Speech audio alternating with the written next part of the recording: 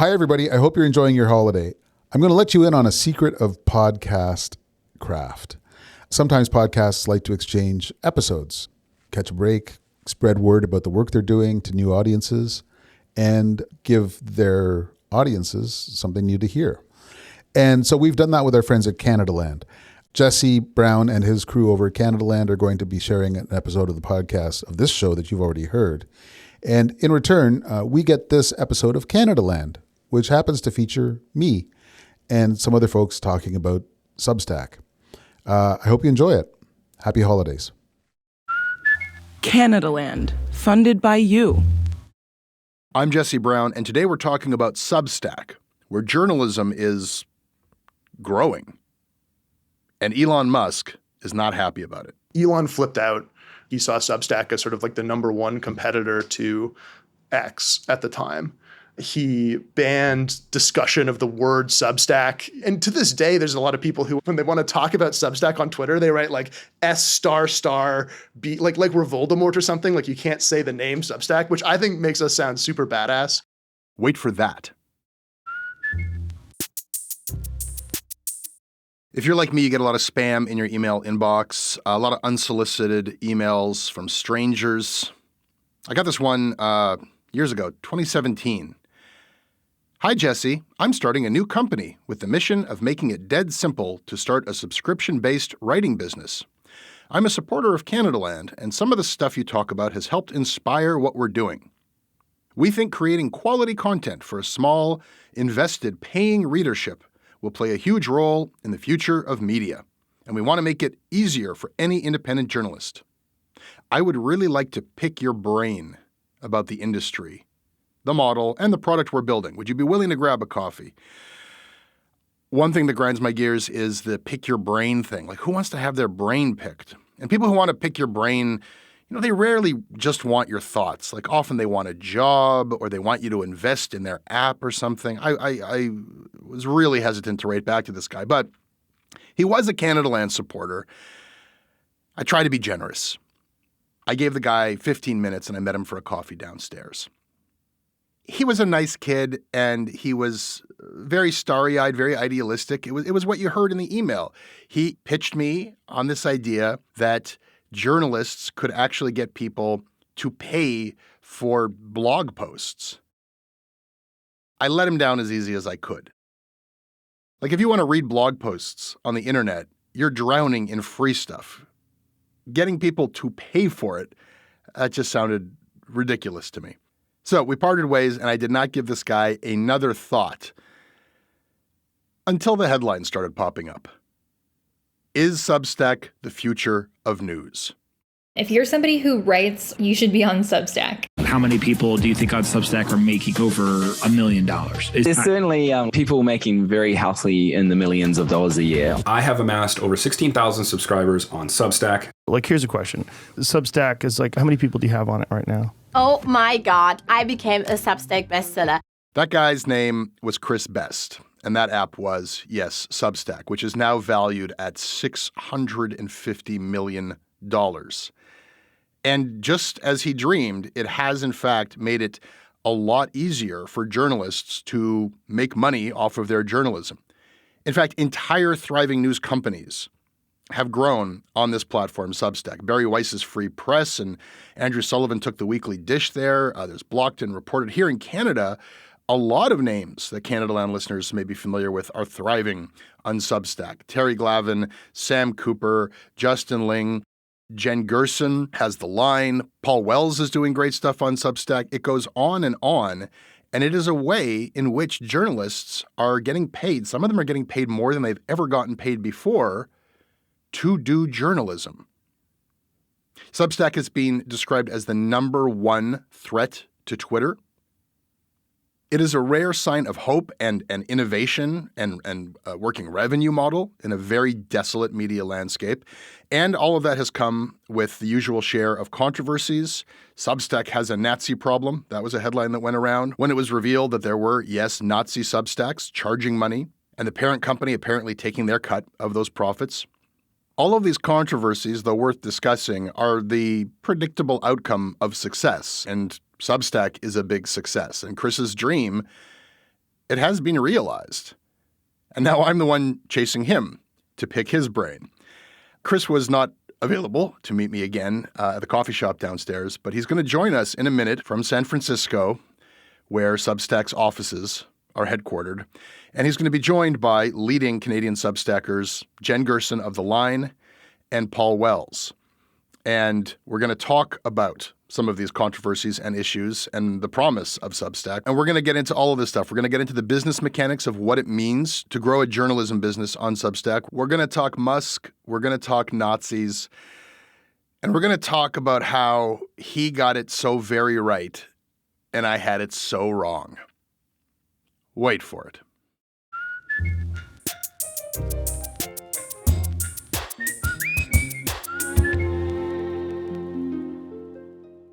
My name is Paul Wells. I have a Substack, paulwells.substack.com. I was at big news organizations for 30 years before that, but it ended badly. Jen? Hi, I'm Jen Gerson. I also have a Substack. I also have worked in major media outlets for many, many years, and it also ended badly. And Chris? I'm Chris Best. I also have a Substack at cb.substack.com, but I'm mostly the co-founder and CEO of Substack, the company, Canadian by birth, but living in San Francisco now. Chris, let me start with you. We've met once in person. I got an email from you in 2017 asking me to have a coffee with you to talk about some app that you wanted to launch. Yes. You're obviously a fairly intelligent person who's had some success in technology, but I think that thinking that you would get any insights from me was particularly dumb. I don't think I left you with any, and I don't think I got it at all. But just revisiting that conversation, I got the sense that the gears that were turning in your brain towards this thing you wanted to start had something to do with the Canadian media and the collapse of the Canadian media and what you were watching happen. Is there anything to that? I think it was the Canadian media and maybe just the media more broadly. You know, part of my thesis when we started Substack was, hey, the internet came along and smashed a lot of the existing business models for media. You know, Craigslist took over the classifieds, Facebook and Google took over the internet advertising industry. And so a lot of the business models that used to underpin written culture and the media were crumbling and were not on track to be adequately replaced, in my estimation. I remember that you told me something like you were watching what was happening with CANADALAND and our ability to get people to pay for podcasts, and you were wondering if something like that could work for written journalism. And I thought, like, no. Why would anyone pay for blogs? You let me down so gently, which I found very, very charming of you. But it was a little bit surprising to me because a lot of people at that point didn't think that Substack was going to go anywhere. Jen was also another person who let me down very gently and said, you starry-eyed idiot, this is never going to work.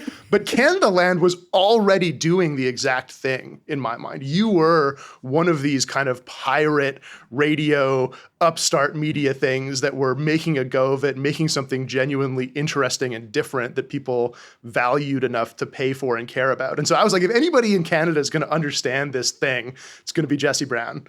And you didn't quite see it then. Well, you vastly overestimated my insight. But one thing that I did tell you that was valuable, that though you may have arrived at it independently, you said, well, is there any journalist I should talk to who might be interested and might see value in this? And I said, I don't know, you should probably talk to Jen Gerson. Yeah, which is really, really funny because I remember very distinctly having this great conversation with Chris where I hung up the phone from him and being like, that's going nowhere. I don't think it was totally a waste of Chris's time. But yeah, I definitely had the same impression that Jesse had was, yes, Canadian media is collapsing. Yes, everything's kind of going to shit. But at this point, I was still working in a mainstream media outlet for, reasonable wage. I knew things were kind of going pear-shaped, but I didn't think I was going to get fired imminently. I did not predict that I was going to rage quit, which was a different conversation. This is an experience I have somewhat frequently, by the way. Yeah, exactly. But I didn't expect that it would make sense for me to, at that point, throw in the towel, quit my job, and go put my chips on this app that may or may not work behind a person I didn't know anything about to create a new business model that was highly experimental at that particular moment in history. So when journalists are laid off or they rage quit, they could either come on CanadaLand and vent about it, or they could go talk to Chris. Or both. Yeah, ideally both. I mean, do a whole tour of it. They should do both. So that's Jen's origin story. It's interesting that it wasn't like a question like, that's a great idea, I'm leaving my job and doing this. Paul, this is what you wrote on your Substack. I launched this newsletter with no plan, following a sudden decision to quit a job I used to love. It was an experiment. It quickly became an ideal job. Freedom of topic and form, working for an attentive and opinionated audience. Now I want to make it clear in concrete ways that I'm here for the long haul. That's quite an optimistic statement for someone who should be just a completely jaded crank at this point in your career. Yeah. I kind of thought that my experience with journalism in general would be that, as Michael Cook, who was the editor of The Star, said, we're going to ride this horse until it drops. We're just going to keep doing journalism with progressively more constrained options and possibilities and finances until something approaching retirement age hit. I did not expect a late career renaissance, or as I sometimes think of it, a fucking late career renaissance. I was driven by spite. I wanted to show my old bosses at the organization I quit that I wasn't done yet. And then I reconsidered some advice I'd gotten. The day I quit, Colby Kosh said Substack, and I thought, this is why Colby is never going anywhere. And and my wife had read a piece, I think in the Report on Business magazine, about how Jen Gerson was making a go of it on Substack. And my wife said, man, this Substack looks good. Finally, I thought I'd try it. I set a very low target for income. I hit that income target on the second day. The growth curve flattened out after that, but continued to grow. And pretty soon I was able to make a living doing this. I think that the central issue to tackle here is the issue of echo chamber / audience capture. I read both of your Substacks, but I was much more aware of Paul Wells in the Canadian discourse before your Substack. I was much more aware of what Jen Gerson just wrote and how people are responding to it and how it plays and who's being held accountable and who thinks that it's ridiculous when you were with a newspaper and on Twitter. You have gone into your communities. You're much less public-facing in the open discourse. Is that fair? I think so. Yeah, I think that's fair. Yeah. I also don't really care, to be blunt. I mean, there are some people who are highly motivated by profile and fame when they get into journalism. I never was. I would be perfectly happy being an unbylined writer. I never cared about that sort of thing. The basic proposition that I was more part of the culture a decade ago than I am now, I think is fair. I have a much more intense relationship with my readers and an emotional relationship of kind of companionship and community than I used to have. And also, by the way, can I say the psychological benefits of not being in that milieu are high? Yeah. I mean, respectfully, when I was doing stuff in Oppo and forcibly being exposed to people who with radically different political outlooks than me and having to deal with the blowback on that, I mean, whatever, I kind of just ignored it. But, that stuff it chips away at your mental health.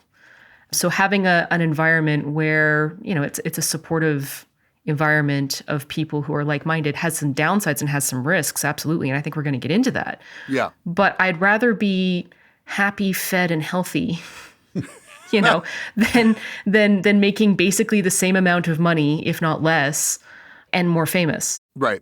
I bring it up not so much about fame as much as it is you two were able to establish profiles and followings, readerships. The most endangered thing of all is a readership, and build your Substack presence. Like, how do people find out about Jen Gerson's Substack or The Line? Or how do people find out about Paul Wells? Yeah. You did have careers, and you could make that transition. Nobody coming up now is going to have that option. Chris, how do people find new Substacks to pay? Is this not like a Spotify model where you have people who kind of are being grandfathered in because they were famous in a different medium, and that's like 90% of the actual paid business, and then you've got a long tail of thousands and thousands of other people screaming into the void and nobody even knows they're there? So there's basically two big ways you can grow on Substack. One is on the internet at large. You have a Twitter, you have an Instagram, you have a TikTok, you have a LinkedIn, you have a YouTube, you have some following on the open internet. You build the following the way that anybody does. People decide that they value the thing you're making. Often the feeling that works there is like, hey, this is actually good. I value this beyond occasionally seeing a slice of this in my feed. I kind of want to follow this person. I want to contribute. I want to be a part of the thing. The other thing that's growing is the Substack network itself. And so we have both peer-to-peer recommendations on Substack. You can recommend other Substacks that you want to put your readers onto and say, this is good.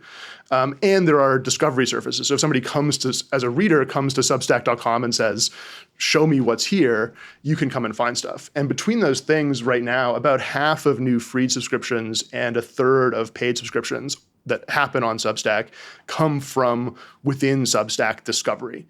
Really? Between the peer-to-peer and the app, yeah. So that's totally interesting and unsurprising to me, because there's a very clear parallel in podcasting where we realized that this question for years of how do you get more people to listen to podcasts is talk about them on other people's podcasts. And in the early stages of that, having promotions or feed drops or doing guest spots on other people's podcasts was incredibly effective at telling you somebody else has built a podcast audience. You go on their podcast and some percentage of those people will come listen to yours. It got less and less effective as the years went on because we're all just sharing from the same pool of listeners. If half of the new Substacks people read are coming from people who are already on Substack, there's a limited amount of Substacks that anyone could read in a day, and there's a limited amount that people are going to pay for. Are you not just going to this is a question for all three of you, like, it's going to run out, right? Like, the answer is yes. Subscription saturation is a problem, and we're hitting it. The thing that I would just say is I would agree with you on a couple of points, but I would also make some notes as well, is that both Paul and I did come up through mainstream media. I mean, I came up through a very conventional pedigreed path through mainstream media. But the thing that I would point out there is that the path that I came up through is now gone, right? Like, I came up through, the Toronto Stars radio room, which is now gone. I came up through internship programs that are now gone. I came in through, jobs that now largely no longer exist. I came in through a very mainstream media path that has been totally obliterated. No one coming up today could replicate my path through mainstream media. So I don't know what the future holds for someone who's 21 and into journalism today. And I don't know how they're going to navigate a path because that whole system has internally collapsed. In some ways, I think it might be easier for the 21-year-old because they're going to be native to a particular kind of ecosystem that Paul and I had to learn. Maybe in some ways it's going to be harder. I think that the whole mentorship system by which we transmit journalistic values has been severely disrupted. I don't know how to replicate that with this model. Paul, what would your advice be to somebody who wants to be the next Paul Wells on Substack? What would be what a young journalist should do to make a name for themselves and build an audience? I mean, it's an interesting question because I do mentor younger journalists. And every time I get approached, the first thing I do is I do a gut check.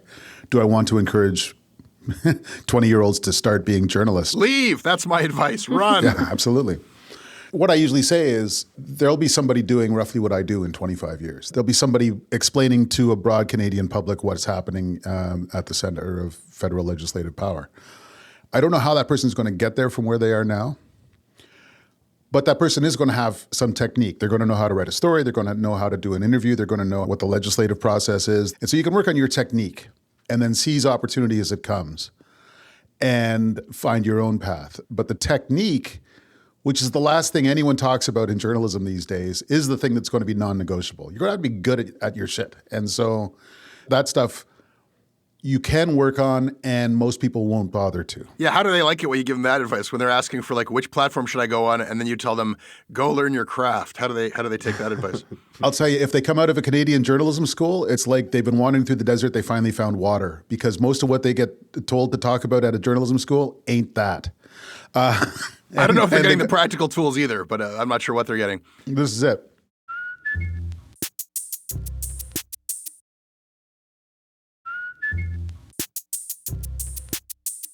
Chris, you've had your issues with Twitter. Substack got in the crosshairs of Elon Musk with, I guess, what he saw was a competing product. Maybe you could just remind us of that little episode in your corporate history.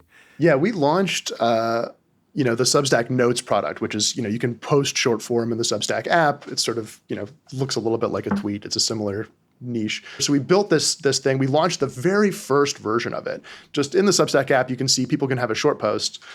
Elon flipped out. I think it came out in one of the biographies of him later that he saw Substack as sort of like the number one competitor to X at the time.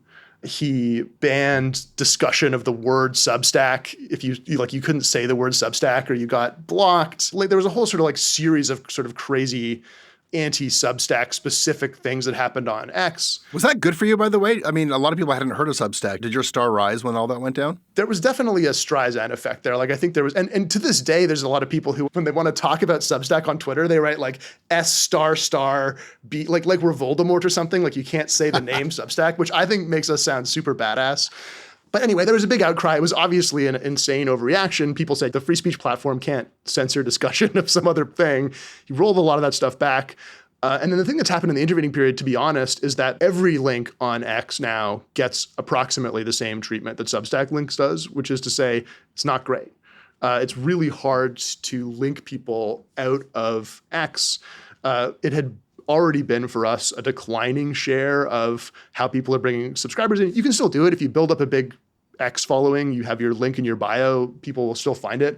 But the idea of, hey, I'm going to write a piece, a long form piece, and that piece is going to kind of like make the rounds and go viral and drive me a bunch of subscribers, that got a lot harder. And that's actually, that's not just the story of X. Like we see this with people from every platform. Instagram and Threads right now, there's an increasing sort of feeling that of people who've built up audiences on Instagram, that thing's getting kind of like whittled away. The platform's shifting under me. I don't know if these things that I have are even going to like work anymore. Meta has taken a strong stance to kind of like opt out of political discussion to the point where like C-SPAN links are getting blocked. Nobody wants us. Nobody wants news. It's because we're cranky people who yell at each other and make people yell. And, Twitter used to be like the journalists' platform. And Twitter used to say we're the free speech wing of the free speech party. And Elon made noises about that. But in practice, there's a general shitification happening on platforms. But there's a very specific and targeted anti-journalistic, anti-political, anti-debate vibe out there, or hyper-partisan. It's funny because Elon's suspicion that you were his biggest competitor, in a certain sense, that's true because the only platform that seems to be still making noise is that we want journalists, that this is a platform for journalists, and this is a free speech platform, and we're going to return to that in a little bit, is Substack. So he might have been right, Chris. So the one thing I would add to Chris's comment here is that our ability to go viral collapsed once Elon Musk first engaged in those anti-Substack measures. I think also thanks to, just as you said, the enshittifications of the platforms combined with C18 has never really recovered. And I think that that's very specific to Canadian outlets, just talking to other independent outlets. The ability to grow, especially since C18's come into fore, has really just collapsed in on itself. The only reason why the line is continuing to be healthy is because we own our lists. Yeah. We own our email lists. And we can reach out directly to our list, do that. And that also might go, Jesse, to what you were saying about the fact that Paul and I increasingly seem absent from the public conversation. Well, look, we did the math on X, and the amount of time that I was spending on there wasn't providing ROI. I'm not getting enough from the time that I'm spending on there to justify posting the links anymore. It's not providing enough traffic to be worth my time anymore. What you're saying is so incredibly reasonable, and yet it also strikes me as somebody saying, like, I was addicted to crack, but I ran the numbers on it. Did the numbers on the crack addiction. Hey, I haven't been on Twitter in months, man. I've been clean. No, it's true. But I mean, I think it's something like 96% of our traffic now is coming direct either from our website, readtheline.ca, or from our lists. Our ability to grow on social media has effectively collapsed.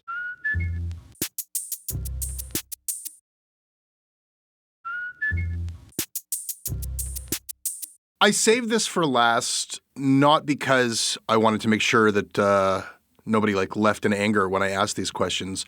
More so, I saved the moderation question for last because I've heard it hashed over so many times, and not just with Substack, but this is the question of online publishing, whether the platforms are responsible for what they publish or whether they are kind of neutral platforms, free speech. And Substack got into a large controversy when The Atlantic ran a piece revealing that there were a number of explicitly Nazified, swastika-bearing Substacks out there out of the thousands of Substacks. And there was an open letter from Substackers saying, you've got to censor this, you've got to kick this off because I don't want to publish here if you're publishing Nazis. What I saw play out, Chris, in interviews you gave and your co-founder gave, was maybe the most staunch refusal to do what pretty much every platform has done, which is agree that, okay, fine, we didn't want to be censors and we didn't want to even be editors, but we'll do it. They have taken on the role of saying we're going to kick this kind of thing off and not that kind of thing. There are things that Substack won't publish from the start, like a lot of sex stuff. A few of those Nazi sites did get kicked off, and I think that the rationale given was that they were explicitly calling for violence, so we're in a legal territory where you could maintain the position that you're not making content judgments, you're just following the law. But Substack seems unique to me in adhering to a neutral role that I think virtually every other online publishing platform has abandoned, whether explicitly or otherwise. And what we're seeing, is that the bifurcation of Twitter into dozens of little mini Twitters, some of which basically they become editorially slanted publishers who say this is the place to come if you want to be super racist, and this is the place where people who really don't want to see that kind of content ever can have a safe space, and a crying of uncle.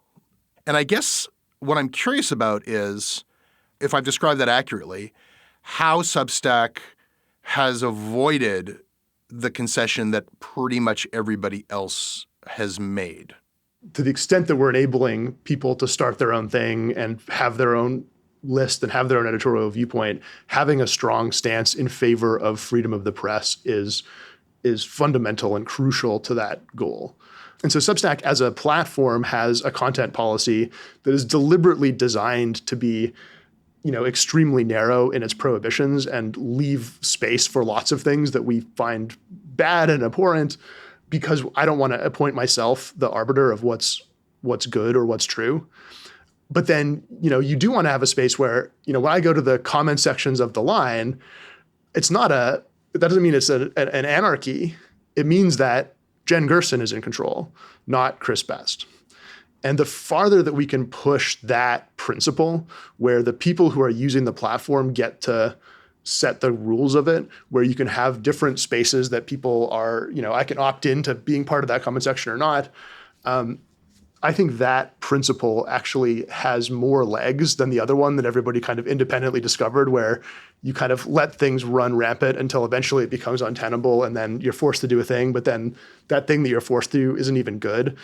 I think one lesson I take from the past 10 years of every platform going through this arc is it hasn't worked. It hasn't fixed the culture. It hasn't gotten rid of the things they're trying to censor out of existence. So I do think there's a new and better way that we're pursuing. I want to make sure I understand, Chris, because if I'm hearing you correctly, what you're saying is that outside of some very specifically and narrowly defined prohibitions, no porn, no threats, basically what law would prohibit being on the line? I don't know if you can correct me if Substack goes much beyond that. The platform itself does not inhibit anything, but the publisher of each individual Substack has the control. So if somebody wants to have a racist Substack and they're okay with racist comments on their racist Substack, as long as there's no explicit threats against people. I saw an interview where somebody said to you, you need to answer, there's a correct answer to this question. You were asked, is it okay to say racist things on Substack? And you wouldn't really answer. And the interviewer said, there's a correct answer to that, and the answer is no. And I kind of want, I'm aware of the principle, whether I agree with it or not, of yes, if we're going to have free speech, then yes. yes, people will say racist things, and that is the price that we pay, because for a tech co-founder to be the person determining what is racist or not is not the path that I think you chose. So a subject of which there's much debate, by the way. So is that an accurate description that barring that narrowly defined, really legally defined area of prohibitions, it's up to Jen and Paul as to what gets omitted, censored, removed from their Substacks? Is that true? Mostly. I would say we're inspired by the sort of First Amendment jurisprudence, but it's not an exact match. There are things that are prohibited by Substack that are legal. But it's sort of like, it's a small set of things. Yeah, and I would say I can't speak to Substack and their chosen content moderation policies. I think there was an open letter signed by about 100 Substackers that said, you guys have to ban the Nazis or we're out. We didn't sign that letter, and I can tell you why we didn't sign that letter. The reason why is not because we support Nazis. The reason why is because, frankly, to start with, the Atlantic article that kicked this all off had some pretty significant misrepresentations and inaccuracies. Firstly. Secondly is that we felt that it was a bad faith, disingenuous effort to try and create a guilt by association narrative. So if you're on this free speech platform in an era where free speech had been co-opted by people to mean supportive of highly intolerant viewpoints like Nazism, that you were therefore somehow tainted by association. This was also happening in a moment where there was a high degree of an attempt to try and get all platforms to come into line with a particular view about what is acceptable or what isn't acceptable speech. And one of the things that Substack offered me, and I think a lot of other writers from right across the political spectrum, left and right, was an environment where that kind of intimidation and bullying was not going to be tolerated or accepted. The other thing I would just point out is I think when people did an actual analysis of the Nazis on Substack, they found that it was like a handful of Nazis with a few hundred subscribers, maybe pulling in a few $100s. There was no evidence that there was some kind of disproportionately high number of Nazis on Substack compared to other social media platforms.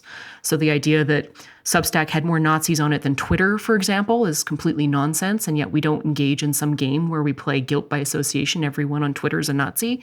So this always struck us as extremely, extremely bad faith. And then I would also point out that there was a huge business incentive for a lot of the people who went on the Substack has a Nazi problem crusade. There was an attempt by the people who left Substack in the midst of that to try and maximize on their particular personal branding in order to build their own individual audiences. So it was I'm not like these. I have major issues with Substack's content moderation policies. Look at me. I don't support the Nazis. I'm going to Beehive.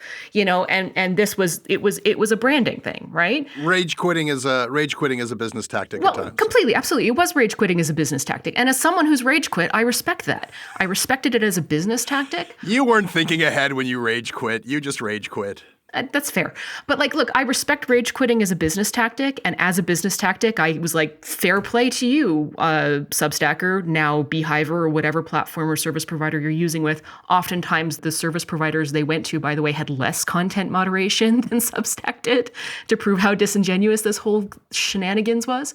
But I respected it as a purely Machiavellian play for profile and branding, but I couldn't take it seriously as a criticism of Substack or its content moderation policies. I disagreed with Chris and Hamish about the Nazi thing. I thought kicking Nazis off should have been a pretty easy call. And I complained about it, including on Substack Notes. The aftermath of that Atlantic Monthly piece about this whole mess was the first time I downloaded my subscriber lists because I thought it might be time to walk. But like Jen, I looked at the other platforms. They didn't have super woke moderation policies either. And Substack did flush one guy who had the word Reich in his publication title. It was like Jimmy's Reich or whatever. And I watched what happened. And as soon as he was chased away from Substack, he had set himself up on Twitter, Instagram, TikTok, and some of these lookalike platforms. None of which seem to generate any Atlantic articles, I will point out. One just tiny point on the content moderation free speech universe. One trend I've seen in the past 6 months is people coming to Substack because we have had a consistent defense of this principle from the left. It used to be that I think the idea of free speech was a very right-coded thing, and people thought that's the natural direction those things flow. There are more and more people, I think particularly people that talk about Israel-Palestine, that from the left also have legitimate worries of, am I going to be the subject of a censorship campaign? And I think it's a principle that we will rediscover, I think, as valuable to all sides. I think that anybody who's been alive for longer than, say, 25 years should be able to remember that free speech isn't a right-coded thing at all, nor is it a left-coded thing. It's a fundamental tenet. It's a fundamental virtue of living in any kind of liberal democracy. And without it, basically all this is reduced to is stupid will to power nonsense. Chris, just in closing, to loop back to our 2017 coffee here at 401 Richmond at the Dark Horse Coffee Shop, upon further reflection in this conversation, if you're looking for investors I got a $5,000 check, some startup capital, if you're still serious about pursuing this idea. If whatever terms were available back then can be extended to me. Oh, that's a pretty big catch. No, those terms are long gone, I'm afraid. That horse has left the barn. Chris, Jen, Paul, this has been really interesting. Thank you very much.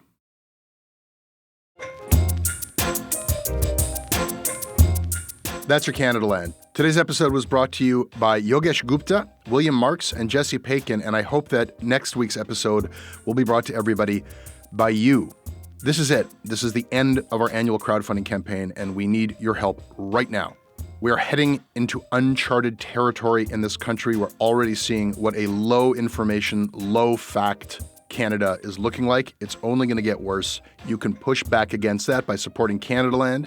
You can help us hire a new reporter, and you can listen to the Copernic Affair before anybody else, and you really should. It's so good. Go to CanadaLand.com/join. Click on the link in your show notes. Help this strong but mighty team sustain and grow and bring you stuff you need. CanadaLand.com/join. It's a no-brainer. Just go do it. And thank you. You can email me at jesse@CanadaLand.com. I read them all. Our website is CanadaLand.com. Our senior producer is Bruce Thorson. Audio, production, and editing from Tristan Capacchione.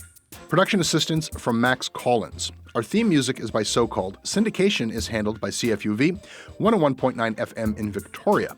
Visit them online at cfuv.ca. You can listen to CanadaLand ad-free on Amazon Music, included with Prime.